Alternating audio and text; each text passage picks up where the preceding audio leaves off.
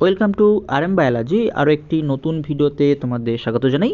আজকের ভিডিওটি কিন্তু তোমাদের মাধ্যমিকের অঙ্ক পরীক্ষার কিছু গুরুত্বপূর্ণ প্রশ্ন নিয়ে সাজানো।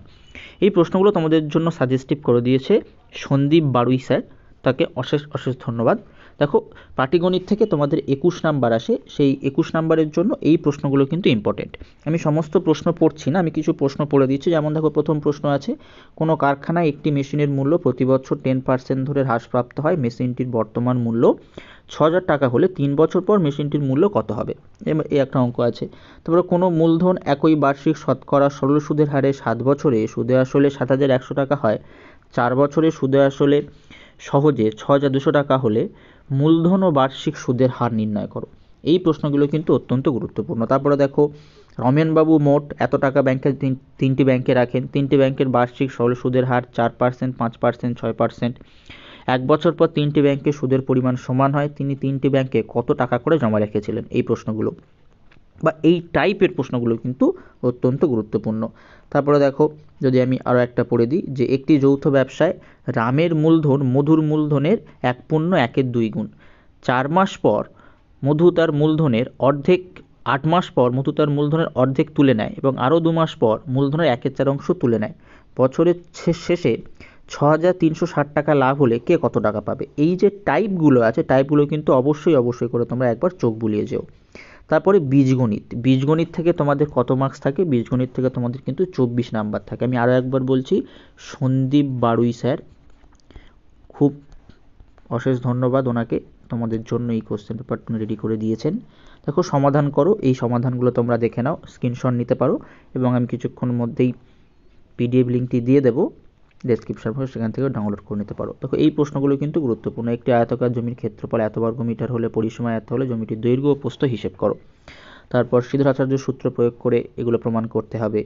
এই যে বীজগণিতের এই যে প্রশ্নগুলো আছে, এগুলো কিন্তু ইম্পর্টেন্ট, বা এই টাইপের প্রশ্ন কিন্তু তোমরা পরীক্ষাতে পেতে পারো। তারপরে সরল করো, দেখো এগুলো দেওয়া রয়েছে। তারপর আমরা যদি জ্যামিতিতে চলে যাই, জ্যামিতি থেকে আমাদের কত নাম্বার আসে? জ্যামিতি থেকে আমাদের আসে কিন্তু 26 নম্বর। সেই 26 নম্বরের জন্য কি বলা হচ্ছে? প্রমাণ করো ব্যাস নয় এরূপ একটি জ্যায়ের উপর বৃত্তের কেন্দ্র থেকে লম্ব অঙ্কন করা হলে এই লম্ব জ্যাটিকে সমদ্বিখণ্ডিত করে। যুক্তি দিয়ে প্রমাণ করো যে কোনো বৃত্তের দুটি সমান্তরাল জ্যায়ের মধ্যবিন্দু সংযোজক সরলরেখা কেন্দ্র বিন্দুগামী। প্রমাণ করো যে কোনো বৃত্তের দুটি সমান জ্যা কেন্দ্র থেকে সমদূরবর্তী। এই টাইপের প্রশ্নগুলো কিন্তু অত্যন্ত গুরুত্বপূর্ণ। প্রমাণ করো একই বৃত্তস্থ সকল কোণই সমকোণ। এই যে প্রমাণগুলো তোমাদের কিন্তু গুরুত্বপূর্ণ। যেমন এবছরের জন্য এই প্রশ্নটা অত্যন্ত গুরুত্বপূর্ণ, এই প্রশ্নটা, অর্থাৎ এই পর্যন্ত যে প্রশ্নটা আছে এই প্রশ্নটা অত্যন্ত গুরুত্বপূর্ণ। তারপরে পরিমিতিতে আমাদের থাকে হচ্ছে 25 নম্বর। সেই 25 নম্বরের জন্য দেখো, একটি ঘনকের প্রতিটি বাহুকে 50% কমানো হলো মূল ঘনক ও পরিবর্তিত ঘনকের ঘনফলের অনুপাত কত? এই টাইপের প্রশ্নগুলো আসতে পারে। তারপরে 9 মিটার উচ্চতা বিশিষ্ট একটি বৃত্ত লম্বাকার চোঙাকৃতি ট্যাঙ্ক জলপূর্ণ আছে।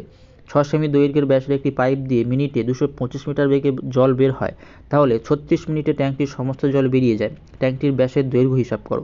এই প্রশ্নগুলো কিন্তু তোমাদের জন্য গুরুত্বপূর্ণ। তারপর যদি আমরা ত্রিকোণমিতিতে যাই, ত্রিকোণমিতি থেকে আমাদের 18 নম্বর আসে।